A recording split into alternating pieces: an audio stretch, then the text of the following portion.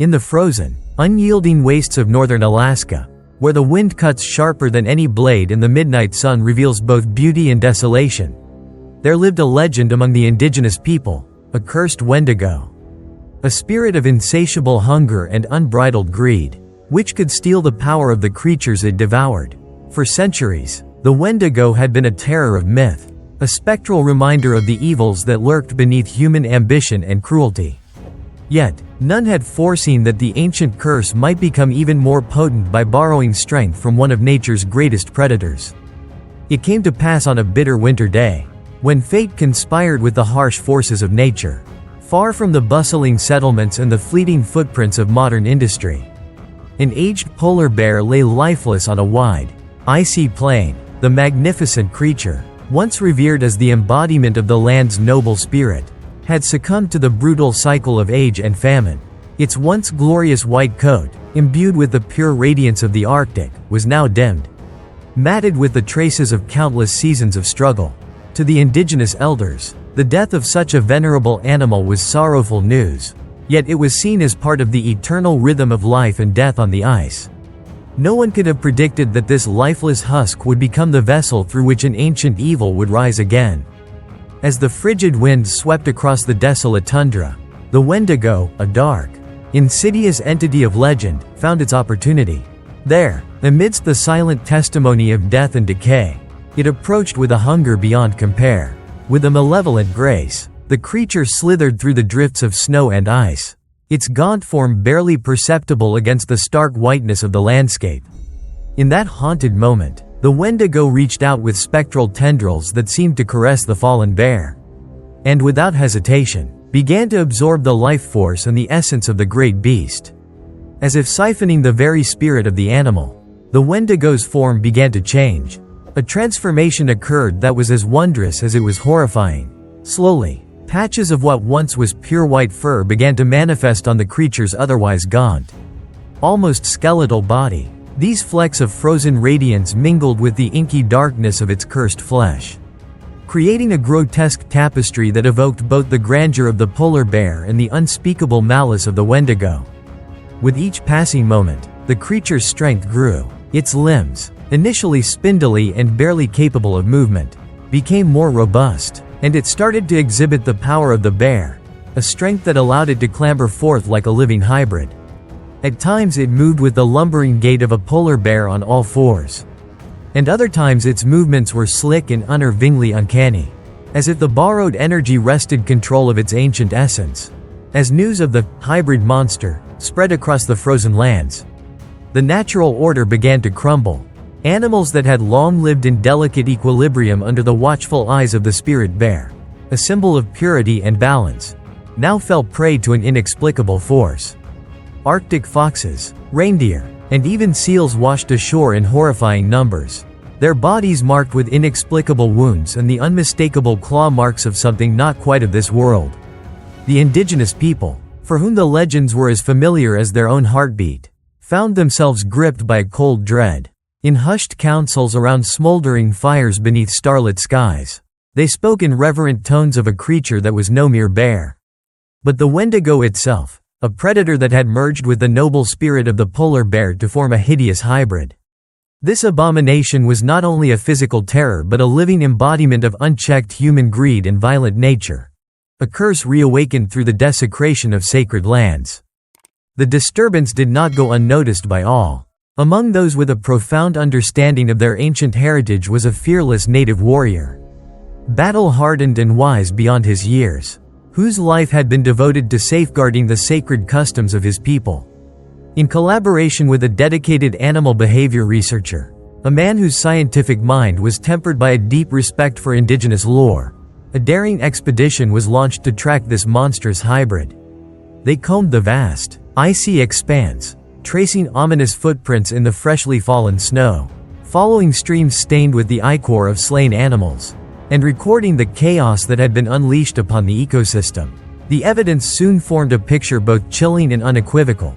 The creature roaming the wilds was not a mere beast, but a Wendigo that had absorbed the mighty power of a fallen polar bear, transforming it into a lethal force beyond natural law. Determined to end the terror, The unlikely duo devised a plan, a trap set on the very edge of a drifting ice field. Where nature's raw elements converged in a precarious balance, they laboriously constructed a snare from heavy iron netting and rigged it with mechanisms designed to exploit the inherent instability of the ice. Their plan was as ingenious as it was desperate: lure the creature to a narrow, treacherous stretch of ice where, under the right conditions, the fragile surface might shatter beneath its weight, plunging the hybrid into the frigid, unforgiving depths of an ancient, hidden sea. The trap was set amid a landscape bathed in the pristine clarity of Arctic daylight, a brilliant, all-encompassing radiance that belied the grim purpose hidden within. For days, the researchers and warriors lay in patient vigil, watching as the hybrid crept across the field with disquieting stealth. At times, it moved with the surly pace of a wounded animal. Yet other moments revealed flashes of uncanny speed and predatory cunning.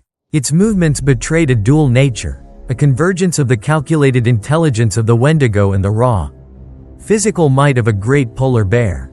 In one such instance, when the creature paused near the edge of the ice, its head cocked in a manner both curious and menacing, the trap was triggered. A sudden, jarring sound echoed across the frozen expanse as the fragile ice began to crack ominously. With heart-stopping intensity, the device activated. The heavy net constricted and a sudden tremor pulsed through the ground as the ice fractured under the immense, borrowed power of the hybrid. In the ensuing chaos, the creature's reaction was both violent and frantic. It reared up on its hind legs in a grotesque mimicry of a bear's posture, then lunged forward with a fury that set the very air ablaze with raw energy.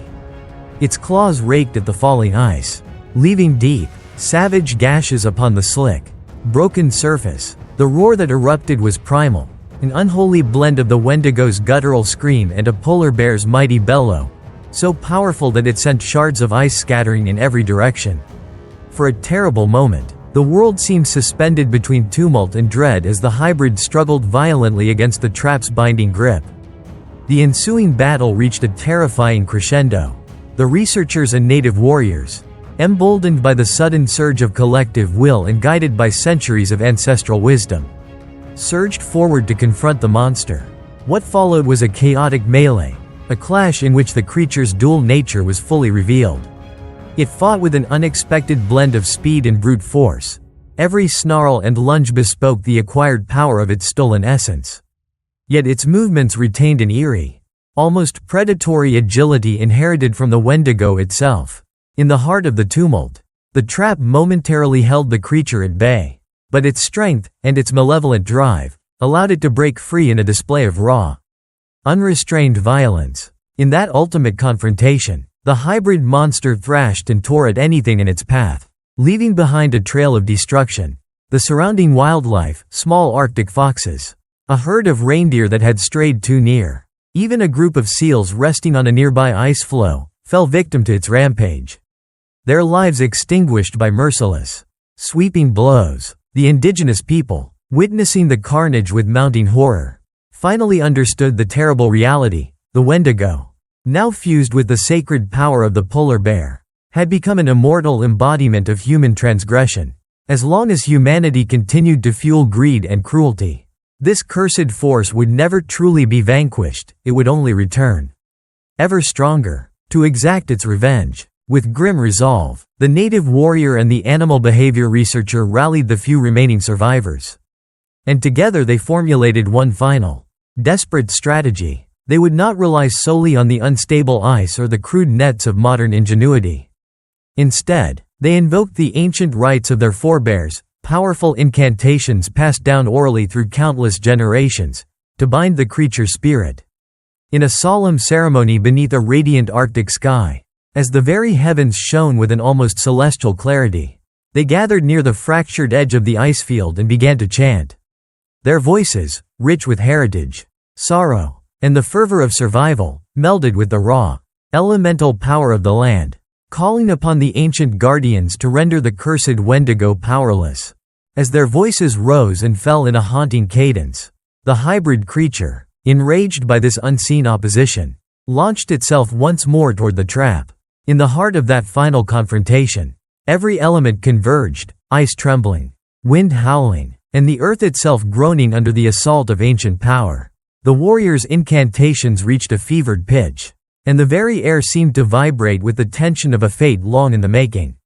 In a climactic moment of desperate unity, a surge of elemental energy erupted from the depths of the frozen ground.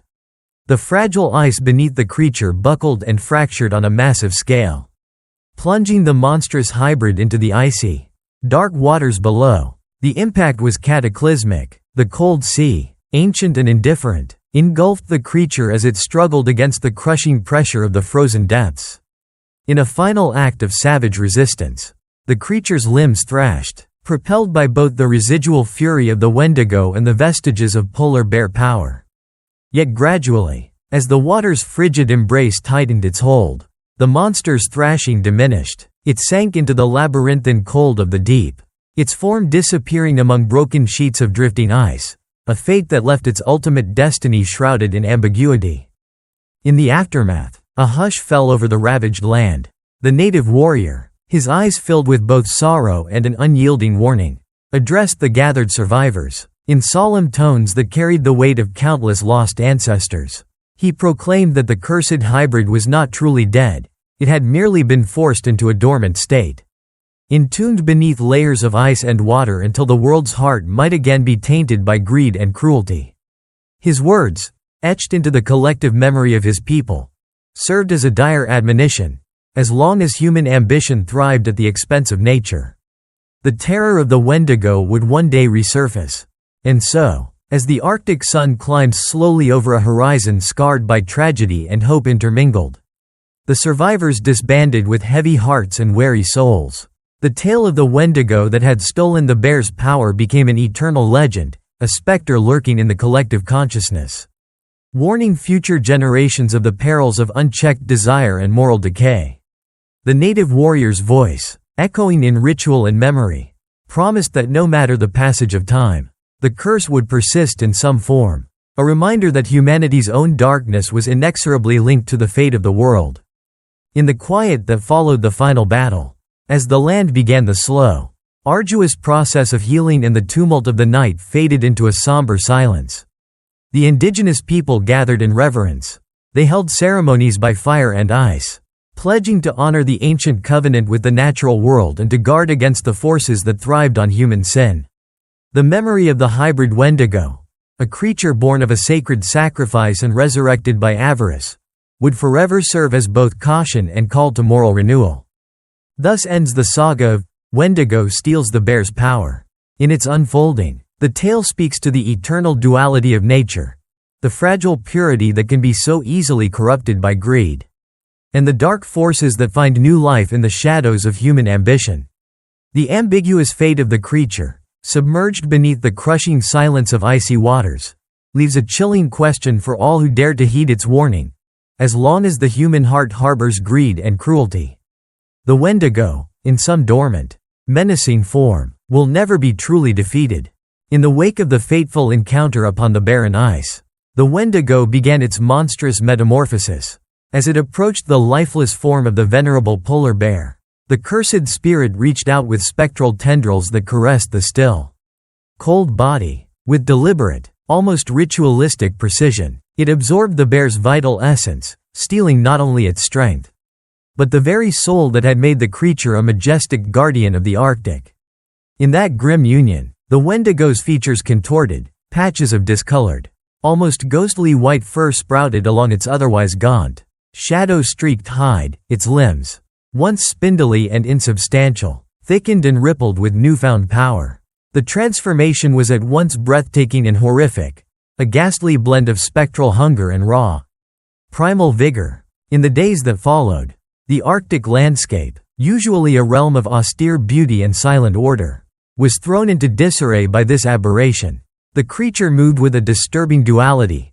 At moments it lumbered on all fours with the heavy gait of a bear whose life force it had stolen, while at other times its movements were lithe and predatory, almost serpentine in their fluidity.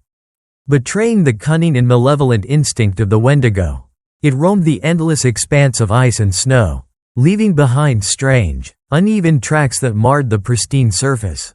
These tracks, marked by deep gouges and claw imprints, soon became the harbinger of a terrible fate. Animals native to the frozen realm, Arctic foxes darting between frost-laden shrubs, reindeer grazing on sparse vegetation, and even unsuspecting seals resting on sheets of drifting ice, became the unwilling victims of its rampage. With a sudden and savage ferocity, the hybrid attacked without discrimination. The Wendigo, now infused with stolen power, exhibited an almost superhuman strength. It could shatter the fragile ice beneath small mammals in a single brutal swipe and dispatch its prey in moments of shocking violence. Its eyes, glowing with a spectral red intensity, scanned the horizon as it hunted, driven by an insatiable hunger that seemed to grow with every life it took. Farther afield, the disruption rippled among the local indigenous communities, in murmured conversations by flickering campfires and in the quiet dread that settled over ancestral villages. Elders recalled ancient lore of a time when the land was protected by the spirit bear, a living emblem of nature's balance. Now, they spoke in hushed tones of a creature that had transgressed the natural order, a beast that mimicked a bear's form but carried the furtive, malevolent cunning of a Wendigo deep within its corrupted heart. The once sacred image of the polar bear was thus defiled, twisted into a monstrous abomination that threatened to tip the delicate equilibrium of the wild. Word of the unholy hybrid spread quickly, and soon it wasn't only the spirits of the land that seemed restless. A seasoned native warrior, renowned for his unwavering connection to the old ways, found himself increasingly disturbed by uncanny signs, tracks that were not those of any known beast. Inexplicable patterns of carnage on the snow, and scattered remnants of once mighty prey. In his heart, he recalled the legends, the dire warnings passed down through generations, that if human greed and impetuosity ever trespassed too far into sacred territory, ancient evils could be awakened to steal the very essence of nature's guardianship. Determined to confront the encroaching curse, he sought the counsel of an animal behavior researcher who had long studied the peculiarities of the Arctic's wildlife. The two, an embodiment of indigenous wisdom and modern inquiry, united their efforts to unravel the mystery of the beast that now stalked the frozen wastes. Together, they ventured across the bleak and haunting icefields. Following the trail of gruesome evidence left in the hybrid's wake, they traced footprints that bore the unmistakable combination of bear-like majesty and something far more sinister, an erratic pattern that defied any known natural gait. Along the way, they uncovered remnants of slaughter, clusters of fur clutched in ice, deep gouges in the snow that ended abruptly as if the creature had shifted its mode of movement, and the lingering coppery tang of blood that told a story of ruthless savagery. Every new discovery added to the chilling narrative. They soon concluded that the Wendigo, having absorbed the essence of the polar bear, had created a creature that defied the natural order, merging the raw physical might of a bear with the insidious, predatory cunning of an ancient demon. The duo's growing resolve was matched only by the increasing terror that these events instilled in the local populace. The indigenous people, steeped in centuries of lore, began to watch the horizon with anxious eyes. They recognized that the creature's unnatural hybrid nature was a dire omen, as long as human greed led to the defilement of sacred lands. Such cursed entities would continue to haunt their fragile world. Their warnings grew louder, insisting that only a balance of respect for nature and a return to ancient, ritualistic harmony could stem the tide of the Wendigo's influence. Amid growing urgency, the native warrior and the researcher devised a plan to capture or at least halt the rampaging beast. They resolved to set a trap along the edge of a notorious drifting icefield, a treacherous boundary where the ice was known to be unstable and where, in the right conditions, it might shatter under the weight of an immense, corrupted creature. Working through long, bitter days under the stark light of the endless Arctic sky, they scavenged what materials they could: heavy nets of iron chain links, makeshift cables reinforced by native craftsmanship, and relics of the old ways believed to channel ancestral energy. Their plan was not merely one of physical capture, but an attempt to temporarily restrain the creature while they performed a ritual in hopes of weakening its unholy power. Under the endless blue expanse, as the ice crackled and shifted with the raw energy of winter, the trap was meticulously assembled at a narrow, precarious point on the ice's periphery. Every element, the positioning of the net, the angling of the cables, and even the symbolic placements of old talismans carved from bone and stone, was arranged with the deep knowledge of a people who had long coexisted with both the beauty and the terrors of the land. All the while, the native warrior's heart was heavy with foreboding, for he knew that the creature was intelligent and driven by an ancient malice that could twist fate if left unchecked. As twilight neared in the endless polar day, the duo retreated to a vantage point overlooking the trap. The air, crisp and clear under a brilliant sky, was charged with an almost prophetic tension. They waited in silence as the hours stretched, every whispered gust of wind and every subtle shift in the ice heightening their anticipation. In the distance, the hybrid began to appear, looming, spectral presence moving with a strange, disconcerting blend of animal grace and demonic slithering. Its movements, erratic and unbalanced, betrayed the chaotic fusion of energies that now defined it. For a long, agonizing moment, the barren landscape was punctuated only by the sound of ice creaking, as if nature itself were aware of the impending confrontation. Then, as though drawn by an inexorable pull, the creature advanced toward the trap. Its eyes burned with an unnatural red light, and its presence transformed the scene into a surreal tableau of horror and awe. The trap shuddered under the creature's unyielding march, a dark prelude to the final reckoning that would soon shake the very foundation of the frozen wastes. Under a sky of relentless blue and a sun that burned coldly over the ice, the trap lay in silent menace on the precarious edge of a drifting ice field. For long hours, the indigenous warrior and the dedicated researcher had watched with bated breath from a hidden vantage point as the monstrous hybrid, an unholy melding of the spectral Wendigo and the stolen power of a fallen polar bear, prowled the desolate expanse. The creature's form was a terrifying testament to nature twisted by ancient malice, its body a gaunt canvas spattered with sparse patches of ghostly white fur. Its movements both lumbering and unnaturally agile, as if it oscillated between the instincts of a great predator and the cunning of a demon. Every step left deep, jagged impressions in the pristine snow, a trail of destruction that spoke of a hunger untempered by any law of nature. The warrior's heart pounded like the steady beat of a tribal drum, each thump a reminder of the sacred duty his ancestors had bestowed upon him to protect the natural order. Beside him, the researcher, whose scientific curiosity had long been tempered by a profound respect for indigenous lore, adjusted the final rigging of their makeshift trap, an iron net reinforced with native craftsmanship and symbolic talismans.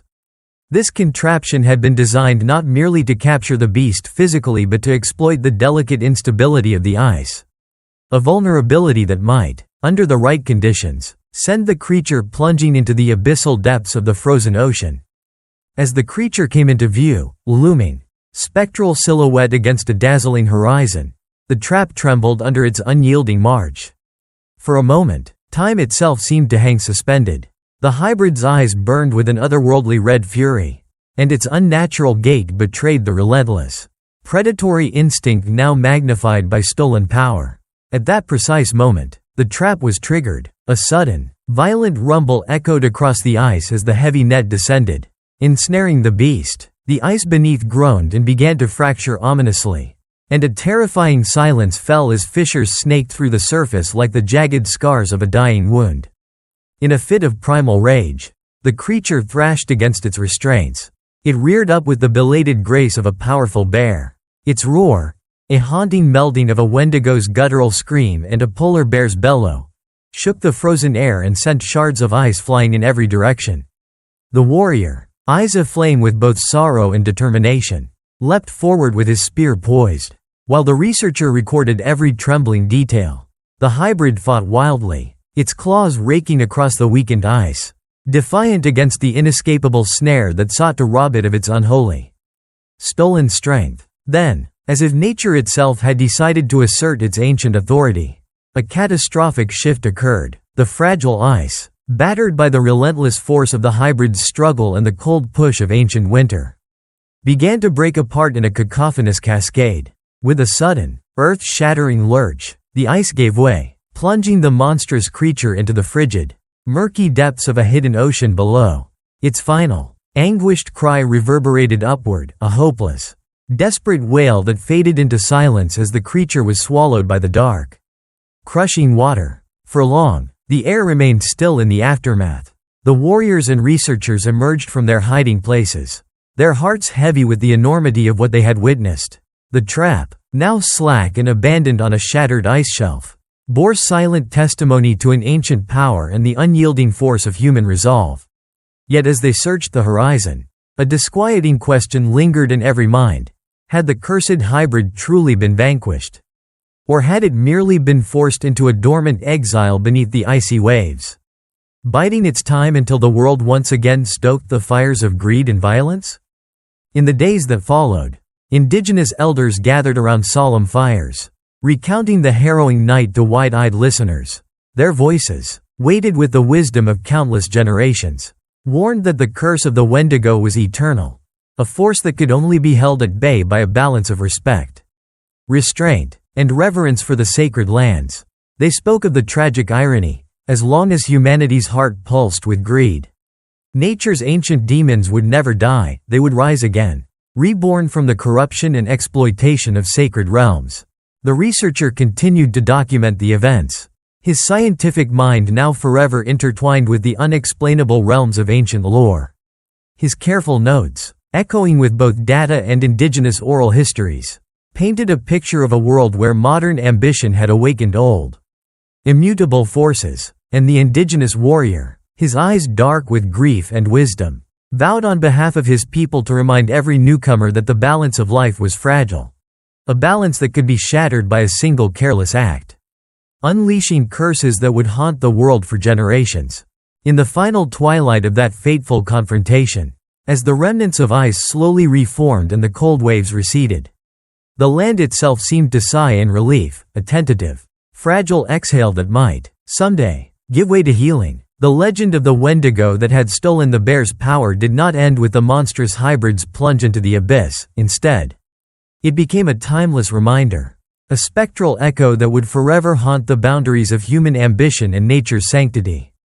The bitter truth remained etched into the soul of the frozen wilderness. As long as hearts could succumb to greed and cruelty, the ancient curse might awaken anew, ready to reclaim its stolen power. Thus, beneath a sky that shone with the cold light of a relentless Arctic dawn, the survivors dispersed with heavy hearts and weary souls, their legacy forever intertwined with the land. In their collective memory, the final confrontation became not just a battle fought on an ice field but a somber parable, a warning to honor the delicate equilibrium of nature and to recognize that some curses, born of ancient sin and amplified by human ambition, can never be fully exorcised.